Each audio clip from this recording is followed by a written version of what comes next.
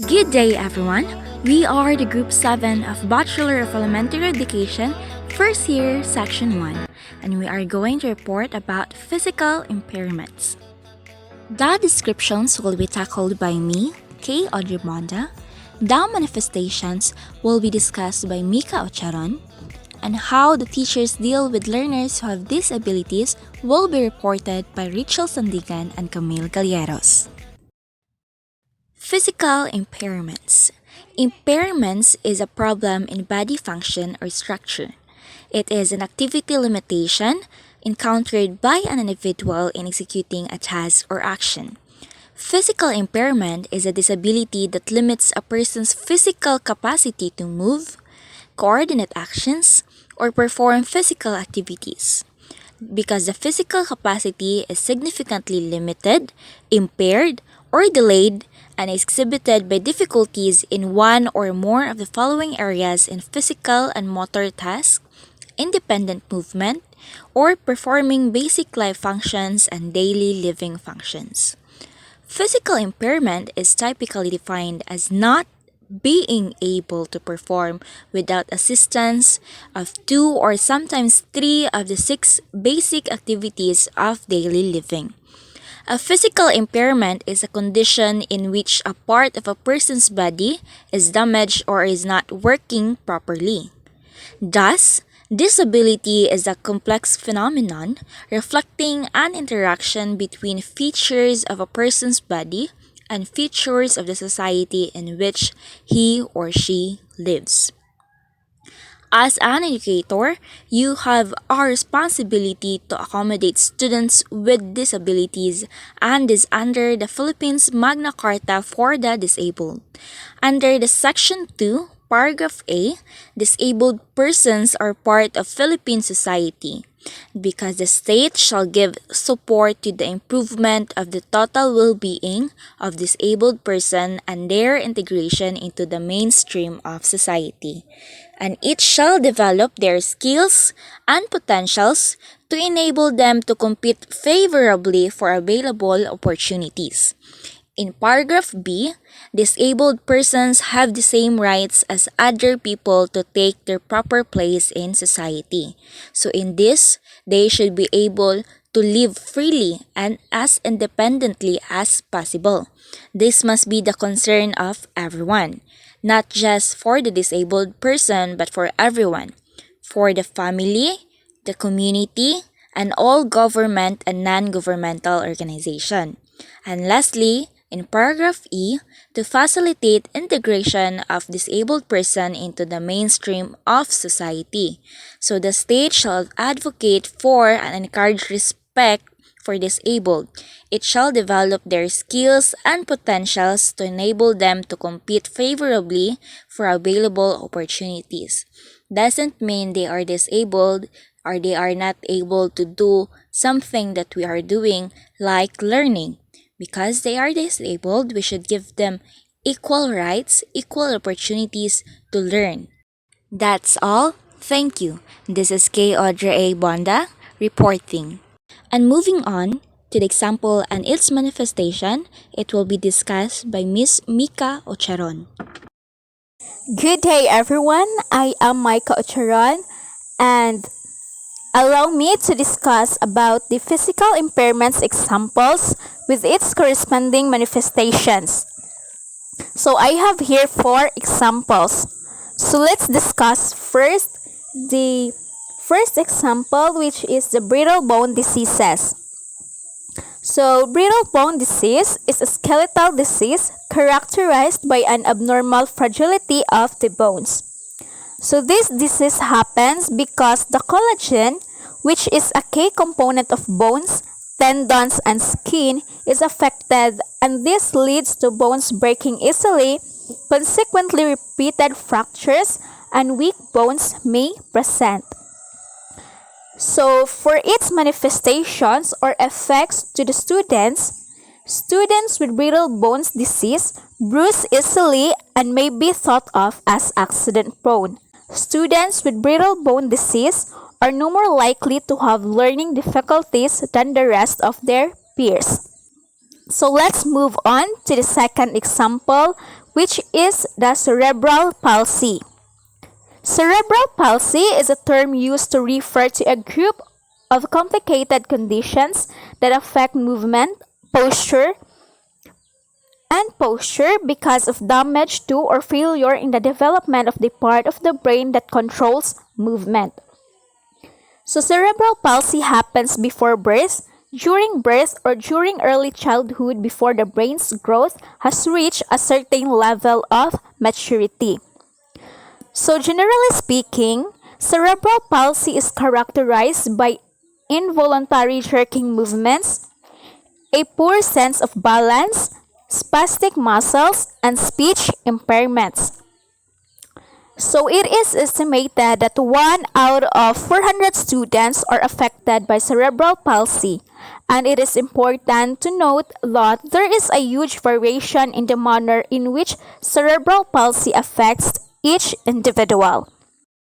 So for its manifestations, children with cerebral palsy may experience specific learning difficulties. So this may include a short attention span, motor planning difficulties, or the organization and sequencing of movements, perpetual difficulties, and language difficulties. In addition, cerebral palsy negatively affects students because it affects one's posture, balance, and ability to move, communicate, eat, sleep, and learn. So let's move on to the third example, which is the muscular dystrophy. So muscular dystrophy is a collective term for a variety of muscular conditions, neuromuscular conditions characterized by the progressive deterioration and wasting of muscle fibers. So muscular dystrophy can but does not always affect brain development and cause weakness in certain cognitive or problem-solving skills.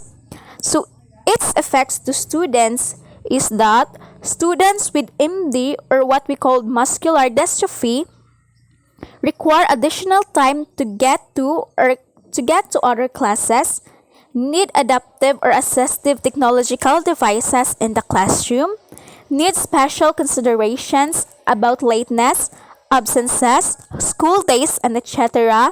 due to physical therapy session, and students with muscular dystrophy are at risk of bullying.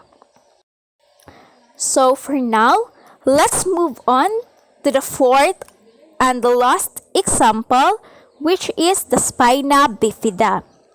So spina bifida is a defect in the spinal column in which one or more vertebrae fail to form properly, leaving a gap that can result in damage to the central nervous system.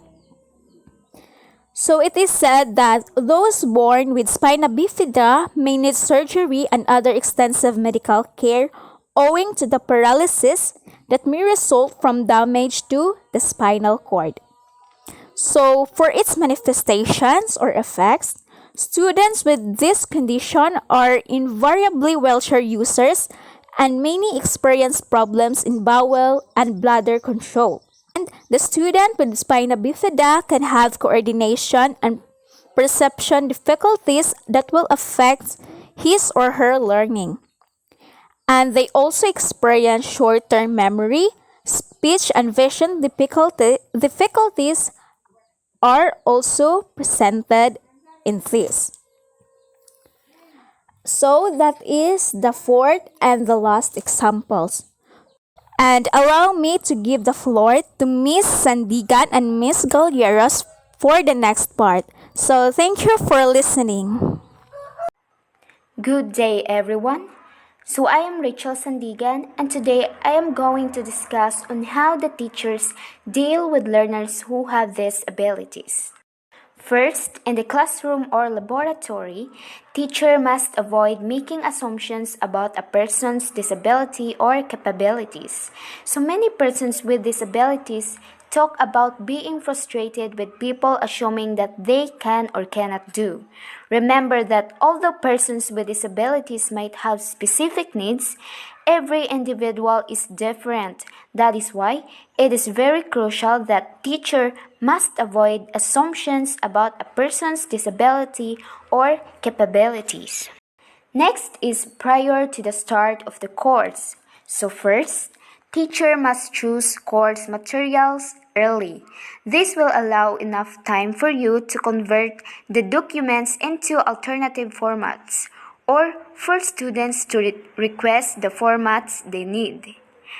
Second, provide print materials. So when digital formats are not available, teacher must provide print materials sufficiently far in advance to ensure that transcription requirements, for example into audio, digital, or another e-format, can be met in time.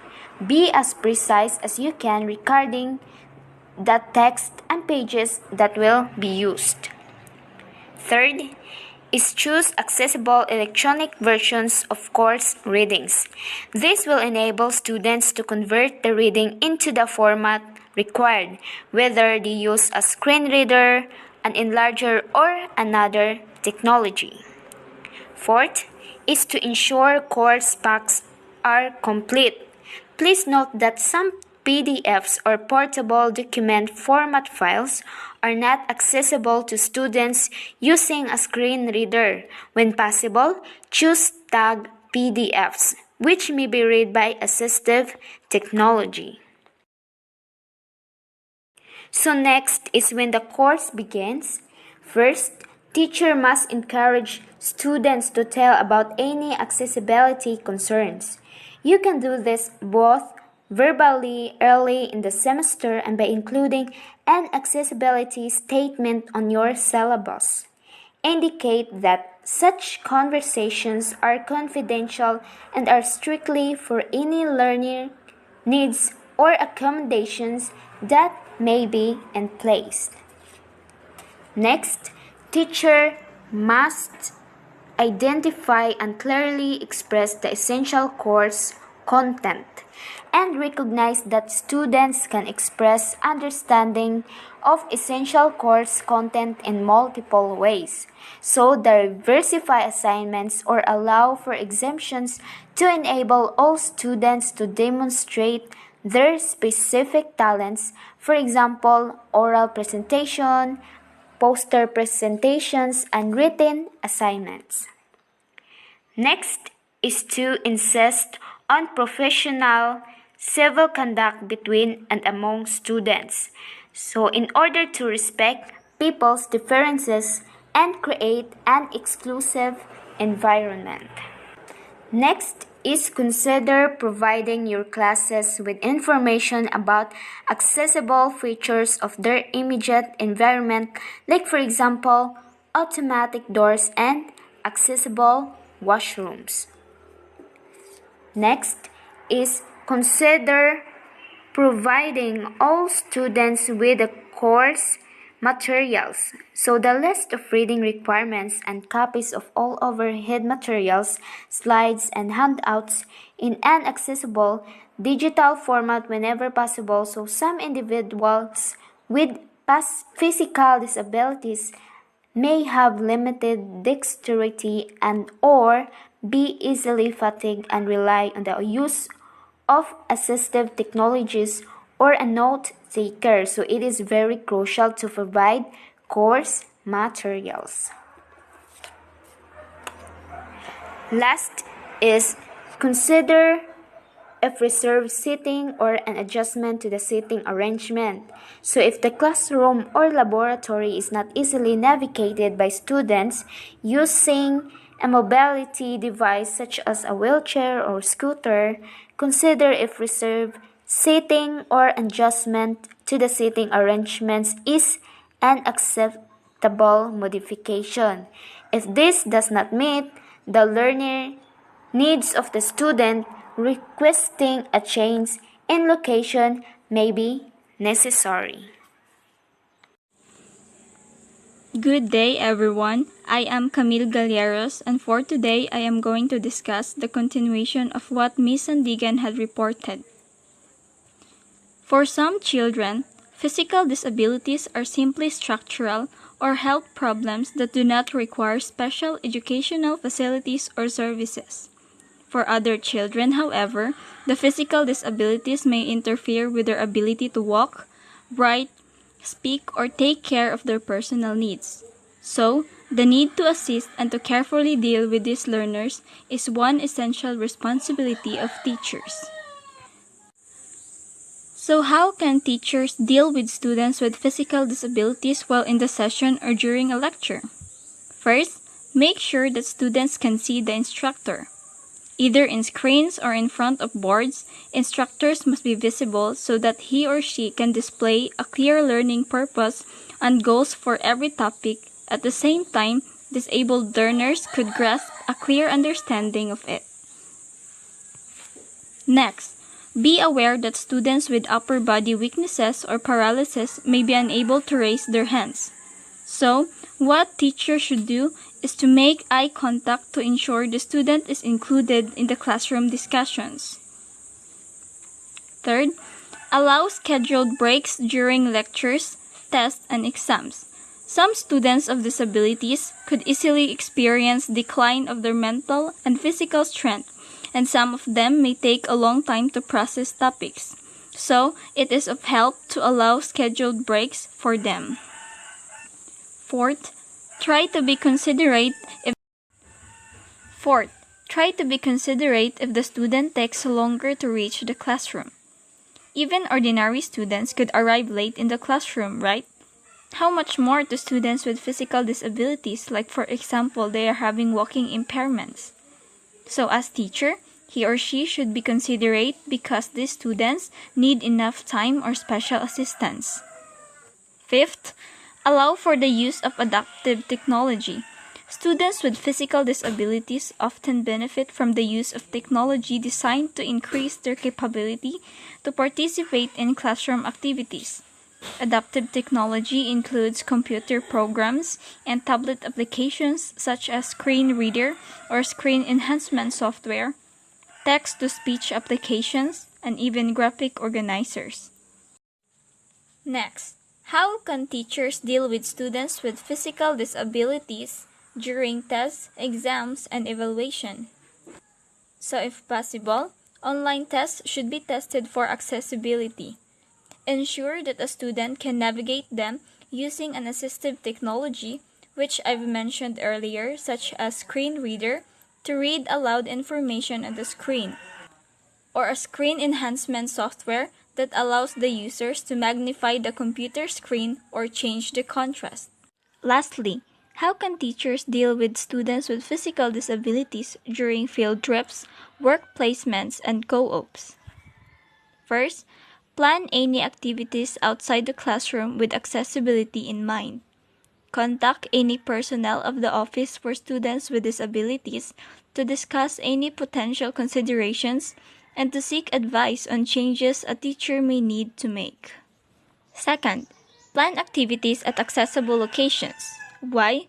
So that all students can participate, or as a last resort, substitute an alternative activity with the same learning outcomes. Third, provide additional time for the activity and for transportation. Additional planning may be required for co-ops, work placements, and field trips. That's all for my topic. So for the summary of today's lesson, we will have Kaye, Audrey, Bonda on the floor. Thank you, Camille. And to sum it up all, physical impairment is a disability that limits a person's physical capacity to move, coordinate actions, or perform physical activities. Examples of physical impairments are brittle bone disease, cerebral palsy, muscular dystrophy, spina bifida. Students with physical disabilities may have problems related to movement, posture, grasping or manipulating objects, communication, reflex movements, and they may have difficulties in managing the different learning activities. That's why there is a special physical education services. The need to assist and to deal with this learner is one of the responsibility of the teachers in the classroom or the laboratory, prior start of the course, when the course began, while in sessions, during tests, exams, and evaluations, and on field trips, work placements, and co-ops. Teachers deals with these students by putting more attention to them and being more considerate at all times. Teachers exert more effort on preparing the lessons and preparing the activities that they are going to discuss and execute. They are not teaching the way they teach, but they are teaching the way these students learn. And that would be all for the physical impairments. This is the Group 7 of Bachelor of Elementary Education, First Year, Section 1 reporting.